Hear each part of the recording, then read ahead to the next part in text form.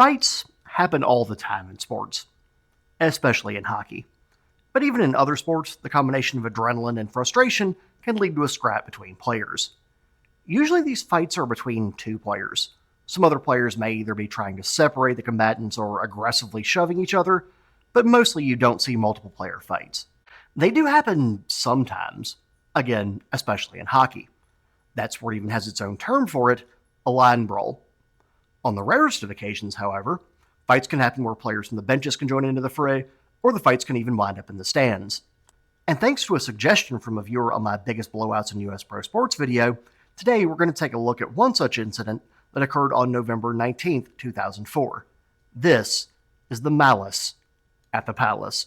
The Indiana Pacers were in Detroit to play the Pistons at the Palace of Auburn Hills. With 45.9 seconds left in the game, the Pacers had a 15-point lead. Detroit's Ben Wallace went for a layup and was fouled hard from behind by Indiana's Ron Artest. Artest would later change his name to Meta World Peace for a time, which is even funnier if you know what's about to happen on this night. I'm going to refer to him as Artest for this video because that was the name on the back of his jersey during the game.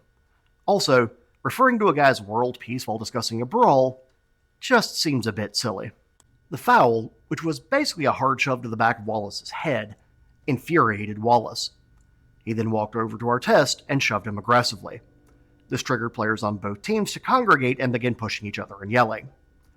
At this point, by fight standards, this really wasn't even a fight. It was more of an altercation. At this point in his career, Artest was generally regarded as the type of player that if some shit like this was going to go down, he was usually going to be at the center of it. In this case, however, he actually walked away from the initial skirmish. He went and laid down on the scorer's table while the officials were separating the other players. To his credit, he removed himself from the situation, possibly reasoning that stepping away might help calm things down. The Pacers players and coaches even formed a defensive line of sorts between the Pistons and the announce table.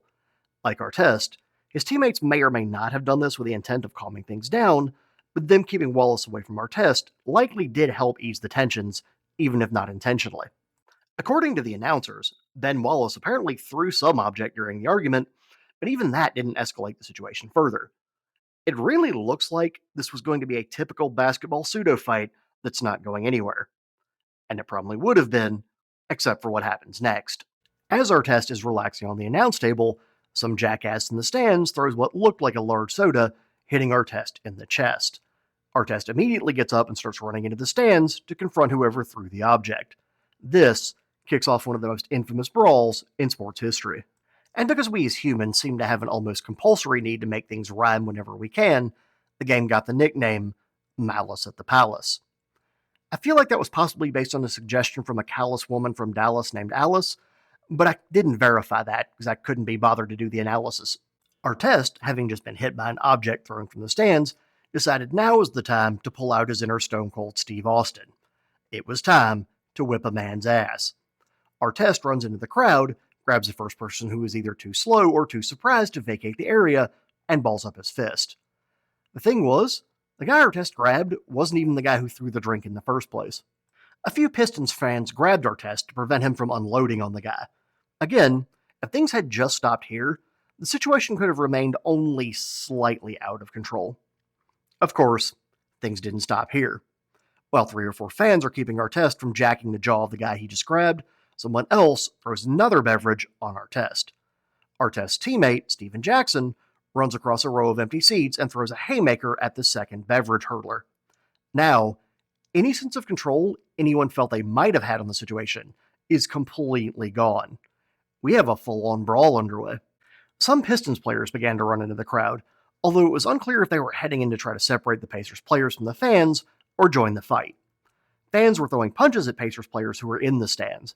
The Pacers players, either because they were vastly outnumbered or because they realized how bad the situation was getting, actually removed themselves from the stands relatively quickly. For the second time during this incident, Ron Artest actually had the presence of mind to remove himself from the center of the situation. He had actually walked down onto the court and was walking away from people when 2 fans in Pistons jerseys who had come down onto the court confronted Artest. Words were exchanged, and then Artest took a swing at the larger of the 2 men. Several people rushed toward the scene, including a coach and 2 more Pacers players.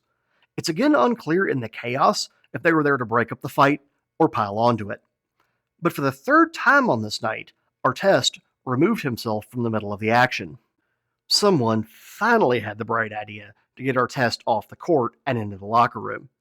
Unfortunately, Pistons fans had lined up along the tunnel that led to the Pacers' locker room and showered Artest with whatever beverages they had on hand. They finally got Artest away from the crowd, but the rest of the Pacers still had to traverse the tunnel. Fans began reaching over to get at the players, causing further problems. At some point, things went full WWE as someone threw a chair onto the pile of people in the tunnel.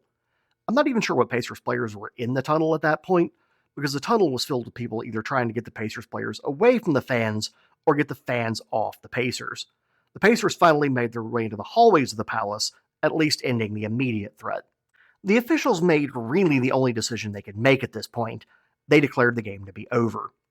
Truthfully, if the teams had to finish the game, it would have been either 46 seconds of actionless angry staring, a total riot, or with people running in a chair already involved, I don't know, maybe somebody would have set up a cage for a steel cage match.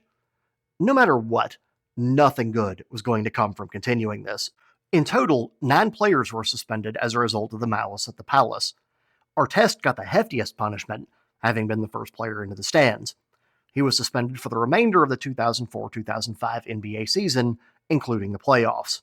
He was fined nearly $5 million by the league. Stephen Jackson and Jermaine O'Neal of Indiana also got double-digit game-length suspensions and massive fines, with Jackson's being 30 games and $1.75 million, and O'Neal's being 25 games initially and over $4.1 million, although his 25 games was reduced to 15. Indiana's Anthony Johnson and Reggie Miller also faced bans of 5 and 1 games respectively, as well as fines. Detroit's Ben Wallace got a 6-game involuntary sabbatical with a $400,000 fine. 3 other Pistons players also got 1-game suspensions: Chauncey Billups, Derek Coleman, and Eldon Campbell. They faced fines ranging from just under $50,000 to just over $60,000. Several players from the Pacers wound up facing minor criminal charges stemming from the game. Jermaine O'Neal got 2 charges of assault and battery, whereas Artest, Stephen Jackson, Anthony Johnson, and David Harrison, who was neither fined nor suspended, got 1 assault and battery charge each. All the players pled no contest and were sentenced to small fines, community service, and anger management classes. 5 fans of the Pistons were also charged with crimes. One was Ben Wallace's brother, and another was a man named John Green. Police had identified Green as the man believed to have thrown the cup at Artest that started the whole slugfest. He was already the author of an extensive criminal history, and was actually on probation for a DUI conviction at the time of the game. He was found guilty of assault for punching Artest in the stands, but was hilariously acquitted of throwing the cup. So I guess we'll never really know who actually started the Malice at the Palace. The incident caused a massive black eye for the NBA. Both the league and the players took a major hit to their public image. The league was perceived as being out of control, and the players were viewed as thugs. The NBA did make changes to their security policy, advising teams to have more security and to have at least 3 guards placed between each team and the stands.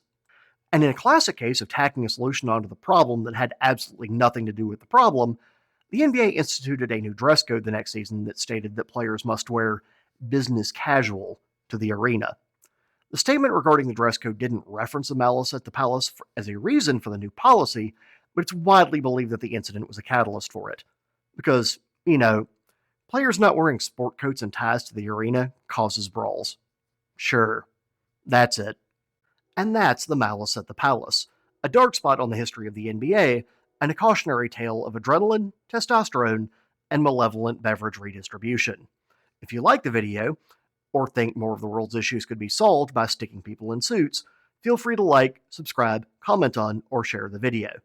And if you have suggestions for future videos, please let me know in the comments. Don't forget to ring the notification bell for more weekly content. And as always, thanks for watching.